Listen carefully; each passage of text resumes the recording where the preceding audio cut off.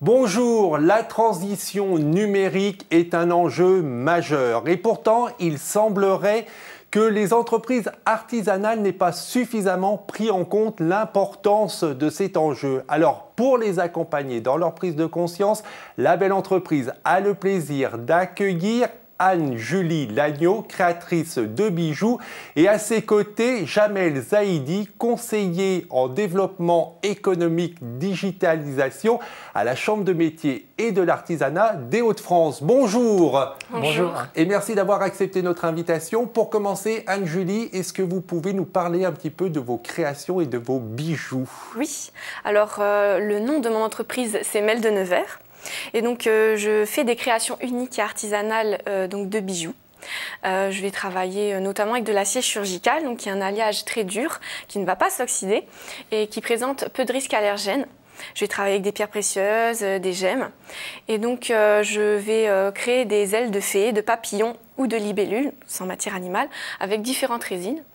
Et donc, cette idée m'est venue de poupées, en fait, avec des ailes. Et j'ai voulu qu'elles deviennent donc des bijoux. Et j'ai fait des recherches, voilà, pour arriver à ce résultat. Et mes créations sont des prix abordables, donc ça va de 15 € pour des boucles d'oreilles jusqu'à 45-50 € pour des créations qui nécessitent plus de travail. Et c'est des bijoux qu'on peut acheter sur Internet, mais on va y revenir. C'est donc le thème de cette émission, la transition numérique.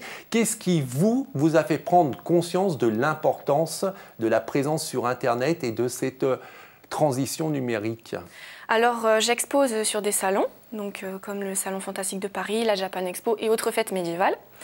Et j'ai eu l'occasion de rencontrer des clients et clientes qui viennent de toute la France entière, de Suisse, de Belgique, voire de l'étranger.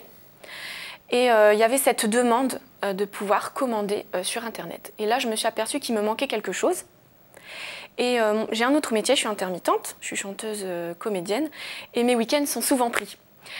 Et donc, de ce fait, je me suis rendu compte que là, il me fallait un site Internet. Et donc, après, je me suis tournée vers la Chambre des métiers. Jamel, pourquoi c'est... Donc là, on a un exemple. Pourquoi c'est fondamental aujourd'hui pour un artisan d'opérer cette transition numérique? Alors, le numérique est omniprésent aujourd'hui dans la vie des Français. 3 chiffres à retenir qui justifient un peu cet intérêt pour les artisans à être présents sur Internet et les réseaux sociaux. En termes d'équipement, le premier, 80% des Français possèdent un smartphone et l'utilisent au quotidien. Le deuxième, en termes d'usage, les Français passent plus de 2 heures par jour sur Internet à communiquer, s'informer, acheter, et dont la moitié du temps sur les réseaux sociaux.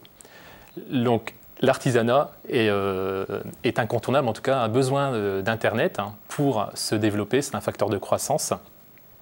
Et on peut, à travers ce canal de communication, développer sa notoriété, vendre n'importe où dans le monde, mais également développer une communauté, échanger, avoir une relation de proximité avec ses clients.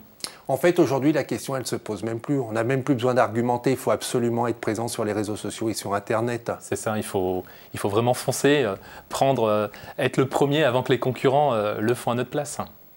Alors, quelles actions vous avez mis en place, Anne-Julie? Alors, je me suis tournée vers la Chambre des métiers. J'ai d'abord déposé ma marque auprès de l'INPI. Et ensuite, j'ai rencontré M. Zaidi pour le développement marketing sur Facebook et les réseaux sociaux. Et puis j'ai fait une formation pour faire mon site WordPress. On a à travers l'exemple d'Anne-Julie tout ce que vous proposez ou vous pouvez compléter, à savoir quelles sont les actions que vous mettez en place pour accompagner les artisans. Alors, avant de parler concrètement des actions, juste un petit rappel aussi pourquoi on a eu notre offre de service. C'est qu'il y a un plan numérique ambitieux qui a été mis en place dans la région des Hauts-de-France grâce au conseil régional. Cette stratégie est aussi appuyée par la mise en place de partenariats, notamment avec Facebook, actuellement, LinkedIn l'année prochaine, impulsée également par nos élus, représentant nos artisans, notre président Alain Griset qui appuie cette stratégie. On a également mis les moyens sur le terrain pour avoir une équipe dédiée à 100% digital qui va à la rencontre des artisans, les reçoivent partout dans la région. Donc ça, c'était important qu'on le souligne parce qu'effectivement, grâce à l'appui de la région Hauts-de-France qui met des moyens sur ce plan numérique, quand les artisans viennent voir la Chambre de métier et de l'artisanat, ils obtiennent des prix très attractifs pour pouvoir mettre en place les différentes actions que vous allez nous détailler maintenant. C'est ça, tout à fait. Voilà. Notre prestation digitale en fait, s'inscrit globalement dans une offre de services aux entreprises. On propose des séances de sensibilisation à la digitalisation, pour montrer les avantages qu'offre le numérique en interne, l'utilisation de logiciels, de gestion commerciale, devis, factures, d'applications qui permettent aussi, par exemple, d'encaisser les paiements carte bleue sur smartphone. On a aussi donc, des prestations de communication, comme l'a dit donc, Madame Lagneau, site internet, boutique en ligne, référencement, animation de réseaux sociaux. On propose aussi un diagnostic au préalable avant d'entamer n'importe quelle démarche de prestation individuelle ou collective. Et ce diagnostic met en avant, fait un état des lieux actuel de l'entreprise en termes de moyens utilisés. On a aussi une offre de prestations en fonction de certaines durées, 10 heures, 20 heures, 30 heures. Ce sont des rendez-vous en moyenne de 3 heures, passés avec l'entreprise, soit dans une agence économique de la Chambre des métiers, soit directement chez l'entreprise, ce diagnostic cette prestation, pour aborder justement les différents points soulevés. Site internet, boutique en ligne, principalement. En fait, vous répondez à toutes les attentes et c'est un petit peu un système d'entonnoir. On part de la réunion collective qui va être une sensibilisation à Internet et aux réseaux sociaux si vous n'êtes pas convaincu. Et puis, à l'issue de cette réunion de sensibilisation, vous allez être convaincu de l'importance d'être présent sur les réseaux sociaux et sur Internet. Et là, vous rencontrez Jamel ou un autre conseiller qui va définir une stratégie et mettre en place les outils dont vous aurez besoin pour développer votre activité artisanale. C'est tout à fait ça. Et notre équipe se déploie et s'étoffe sur toute la région, dans n'importe quel territoire, les départements, l'Oise, la Somme, l'Aisne, le Nord et le Pas-de-Calais. Alors une question qui revient très régulièrement chez les entrepreneurs qui vont se lancer sur Internet, c'est combien de temps il faut y passer? Donc Anne-Julie, combien de temps vous passez sur Internet et sur les réseaux sociaux? Alors c'est très difficile de vous répondre, mais je dirais environ 1 heure à 1 heure et demie. Par jour? Oui, parce qu'il faut répondre aux clientes. Ensuite, il faut mettre aussi en vente. Et puis, il y a les publications aussi, donc pour partager sa passion et puis montrer tout ce qui se fait en ce moment. Voilà. Qu'est-ce que vous recommandez au sein de la Chambre de métier de l'artisanat? Combien de temps il faut passer sur Internet et sur les réseaux? Alors, comme l'a dit Madame Lagneau, ça dépend surtout de sa stratégie. Par rapport à l'objectif que l'entrepreneur souhaite se fixer et surtout en fonction du temps imparti. Voilà, on peut très bien passer au départ 2 heures par jour, puis au démarrage, puis passer au final 2 heures par semaine. Le meilleur conseil, c'est vraiment allez-y progressivement.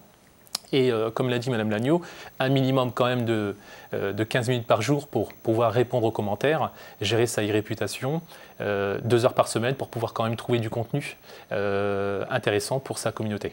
L'important, c'est d'être régulier, d'être présent quotidiennement. C'est ça, effectivement. Donc pouvoir consacrer du temps afin de produire du contenu régulier en fonction de sa stratégie. Il faut que ça soit vraiment cohérent par rapport aussi au temps disponible pour l'artisan à consacrer. Vaut mieux être régulier, passer 2 heures par semaine que vouloir passer 2 heures par jour régulièrement et puis réduire un peu la voilure.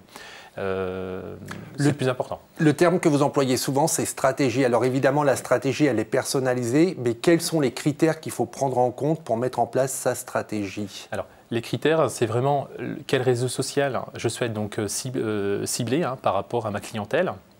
Aussi l'objectif qui peut être soit en termes de gain de chiffre d'affaires, en termes de notoriété, ça peut être aussi qualitatif, et bien évidemment en fonction aussi des ressources internes. Ai-je les compétences? Est-ce que j'ai suffisamment de temps disponible? C'est souvent ces principaux critères pour pouvoir établir une bonne stratégie. Alors quelle est votre stratégie sur Internet, Anne-Julie? Alors moi j'utilise surtout Facebook, parce que c'est vraiment un réseau social qui est fort utilisé aujourd'hui. Et en fait, c'était pas évident pour moi au départ parce que vendre ses créations, c'est difficile. Et je n'aime pas pousser les gens à acheter. Donc, ce que j'ai fait, c'est que je me suis écoutée moi et je me suis dit, ce que je veux, c'est partager ma passion. Et donc, avec Facebook, eh bien, je partage toutes les créations que je fais et tout ce que j'ai envie de dire ou de conseils, eh bien, je le dis et puis voilà, je laisse parler ma passion. Alors c'est la stratégie qui permet de choisir son réseau social, sa présence sur Internet, mais en quelques mots, par exemple, comment on choisit? C'est-à-dire que Facebook, c'est quand on veut de la notoriété et toucher le plus grand public, c'est ça en gros? C'est tout à fait ça, c'est vraiment le réseau grand public qui est largement représenté, quel que soit le sexe, mais aussi la tranche d'âge. Et on peut vraiment développer une proximité avec sa communauté, des jeux concours, publier des vidéos, notamment réaliser une publicité sponsorisée. Donc en fait, on choisit son réseau en fonction de sa stratégie. Facebook, c'est pour toucher le plus grand nombre, c'est ça? C'est tout à fait ça, le réseau grand public, où tout le monde est plus ou moins représenté, les hommes, les femmes, quel que soit le sexe, où on peut vraiment développer une proximité avec sa communauté, produire du contenu attractif, intéressant pour elle, des conseils, de l'actualité, des jeux concours, c'est ce que également réalise Madame Lagneau, produire des vidéos, qui est très plébiscité sur ce réseau. On a ensuite d'autres réseaux, bien évidemment. On a pour le partage de vidéos, YouTube. C'est quand même le deuxième moteur de recherche après Google. Et on peut rediriger des liens vers ces pages de son site internet. Et on peut produire, dans l'exemple de Madame Lagneau, une vidéo du mois, comment, par exemple, entretenir son bijou. Il faut qu'il y ait vraiment un intérêt pour le client. Nous avons aussi Instagram pour le partage de vidéos avec son mobile, également des images. Partager ses créations pour les activités de décoration, de création personnalisée. Et pourquoi on choisit Instagram par exemple? Quelle est la stratégie derrière Instagram? C'est vraiment partager, montrer son savoir-faire, son originalité, afin de toucher une communauté, un public averti principalement. Souvent la crainte ou l'argument qu'on entend, c'est « Ouh là là, c'est compliqué, c'est pas pour moi ». Alors Anne-Julie, est-ce que c'est compliqué d'être sur les réseaux sociaux? Non, c'est pas si compliqué. Et puis la Chambre des métiers nous aide vraiment dans toute la progression. Donc vraiment... c'est simple. Si quelqu'un a peur, non. C'est une fausse raison. Qu'est-ce qu'un artisan peut attendre? Donc on a parlé un petit peu de notoriété, mais d'un point de vue économique, le fait d'être sur Internet, de développer sa notoriété, ça va générer du chiffre d'affaires? Alors c'est ça, il y a vraiment des gains à en tirer, qui sont vraiment mesurables. Et il faut que ça soit aussi impératif, le retour sur investissement. Ça peut être des outils de gestion interne, des logiciels, pour pouvoir gagner du temps sur sa facturation. Mais on a aussi également des logiciels dédiés aux outils de communication qu'on vient de citer, site internet, également boutique en ligne. Des gains également de chiffre d'affaires, plus de prestations, également plus de clients. C'est les raisons principales. Anne-Julie, quelles sont les prochaines étapes de votre présence sur Internet et de votre transition numérique? Alors ça va être l'évolution de l'aspect du site Internet, aussi l'évolution des ventes. Et suite à ça, on va donc traduire le site en anglais notamment pour qu'il soit disponible à l'international. Évolution, ça veut dire quoi? Vous en êtes où aujourd'hui? Vous voulez aller vers quoi? C'est vraiment l'aspect du site internet qui a besoin donc encore d'évoluer parce que le site internet n'existe que depuis 1 an, donc c'est encore jeune. Générer plus de ventes pour pouvoir ensuite le rendre disponible au monde entier. Merci beaucoup. Merci beaucoup. Merci beaucoup. Pour ceux qui voudraient acheter vos créations ou les regarder, il y a évidemment la page sur Facebook. Il y a un site internet www.meldenevers.com.